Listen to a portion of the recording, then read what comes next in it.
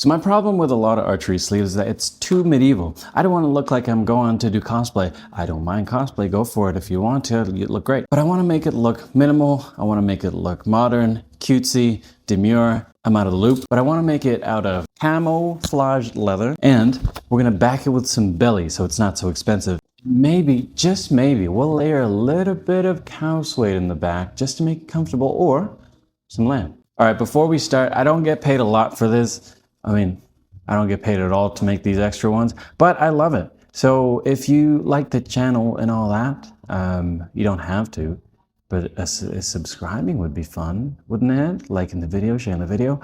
It's up to you. I'll leave it up to your hands. Now let's get making. So I'm making this for my dad, and he loves camo. So we're gonna make it out of, like I said, the camo leather, which is about 3 ounces, in a soft temper so you can move with your body as you shoot. Additionally, we're gonna put a little bit of a belly in the middle to give it a little bit of body so it's nice and strong. And we're also using belly because it's the most economical leather you can use just for a filler. You don't want to spend $12 a square foot on a little piece that's never going to be seen. So we're going to use the belly for that. And for the inside, we're going to use a piece of lamb. If y'all don't know what lamb is, it's a baby sheep. And baby, this is going to be great. And we're going to use not the suede part. We're actually going to use the grain side so that when we sweat, it's not going to soak it up and it's going to be really tough to clean. So that we're going to use this side and it's nice and stretchy. So this is the design I came up with. It's cutesy, it's demure, it's minimal, it's modern. When you're measuring this, you want to measure your wrist and the area where you want it on your forearms and subtract about 4 inches. We don't want it to sit too much too high. We're going to trace this on the camo first with a silver pen so we can see everything. We're going to do camo, belly, lamb. Using a silver pen on soft leather is awesome since an awl just scratches the pattern, which can cause the leather to shift on soft leather, and wrinkle, which can mess up your pattern. It's also easy to see, especially when working with dark leathers or especially camouflage leather. I added some horizontal lines a ½ inch away from the middle to make the markings for the ribs, and the middle holes will be great for ventilation. The ribs add a rigid structure to the entire piece and also add extra impact protection from the bowstring if it hits your arm. So with soft leather, you can use a simple box cutter like this, like we always do, but you could also use this, which is really useful when you're working with soft leathers because it moves around a lot. But with this, it stays in one place. It's good for straight lines, but with curves, you kind of need to go back and forth or use a box cutter. Using a rotary knife for soft leather is a must, since the box cutter tends to drag the material no matter how sharp. This will lead to jagged edges or wavy edges as you cut straight lines, even with a ruler. When cornering, we recommend using the straight cut technique for a piece like this. The more straight cuts you make along the corner, the smoother the curve. We're also cutting on a Lonsdale leather self-healing mat, which protects your blade from dulling too quickly, and the material is rigid enough to cut your leathers all the way through. For these holes, but if you don't have an oblong hole punch, you can use 2 hole punches on each corner and cut straight lines to make your own oblong shape. So I changed my mind. The pattern that we had was this initially, but we actually want to fold the edges since softer leather can tend to stretch over time. So we're going to use this piece, which was this piece, but it's smaller, about ½ an inch smaller than our original piece right here. So it just sticks and it's just going to sit like that. Now that way the lamb leather will just stick on top. We'll stitch it around. It'll be nice and clean. So easy, so simple, let's do it. And before we stick them together, we need to make sure to add the ribs. Now the ribs are going to be alongside these lines, so then that way when you have it on your arm, it's not directly on this flat piece. It's going to be protecting the sides of your arm as well. Just in case the string of the bow flicks you, at least you'll have a little bit of protection from the ribs here. The pattern is now a ½ inch smaller, but the area with the ribs stay the same. The ribs will be a ½ inch thick, so the width of your line should correspond to line it up nicely. We'll just transfer the measurements from the pattern to the smaller piece of the belly. For the middle piece, I'm using a 7-ounce piece of latigo to give us that robust structure and protection. You can use leather tape or just some leather cement to keep it in place. This way, when you're finishing it with the top stitch, it's not going to shift around, which can get really annoying, and it'll look more professional when it's all straight and perfect. Then apply the leather cement on the flesh side of both pieces and let dry for a good 5 to 8 minutes, just to let the solvents dissipate from the leather cement. In doing so, the bond of the leather cement will be stronger than if it was wet when applied. Oh, and again, don't try this fire thing at home. This is strictly for entertainment purposes and speeding up the process. Don't worry. When applying the stiff leather, make sure the first thing to touch the glue are the ribs. This makes sure that the piece won't be skewed to a certain direction and stretch. And simply press with your finger to reveal the outline of the ribs. Massage the leather outwards without too much pressure, and if done correctly, the soft leather shouldn't shift, as the glue should keep it in place.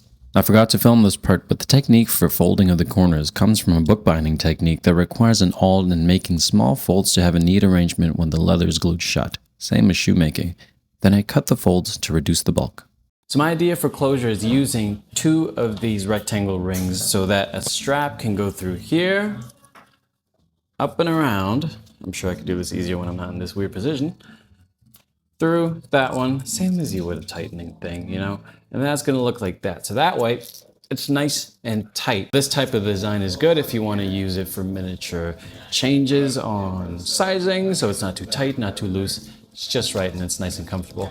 If you like a different way of closure, like a buckle, a Velcro, or a button or snap, leave a comment. I'd like to hear it.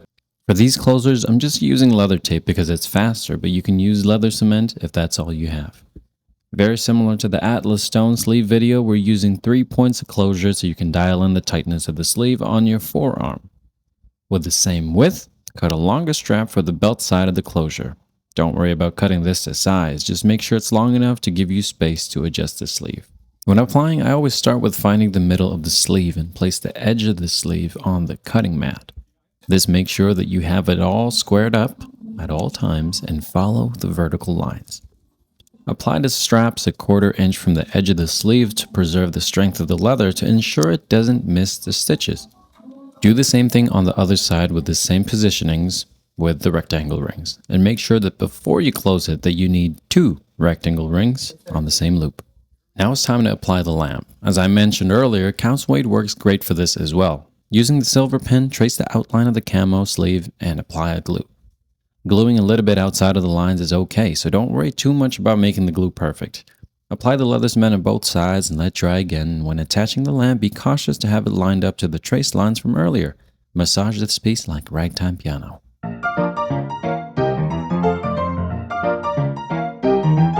This part is a little stressful, so be very careful on cutting alongside the camo when you trim the lamb, and don't cut the straps. Scissors can work with this very well too if you prefer your sanity. I'm using the Texo 4800 and it does an awesome job with leather pieces that have varying layers or awkward pieces that would otherwise be annoying on a flatbed. A 1/4 inch away from the edges is standard when stitching a top seam on thicker leathers, but if you have thinner leathers and want a more refined look, you can dial down the stitch length and stitch closer to the edge, about 3/16 or even 1/8 of an inch away. This part can get pretty stressful, but after stitching, trim away the rest of the lamb leather with scissors since you can get much closer to the edge without risking cutting into the camo leather that you worked so hard on.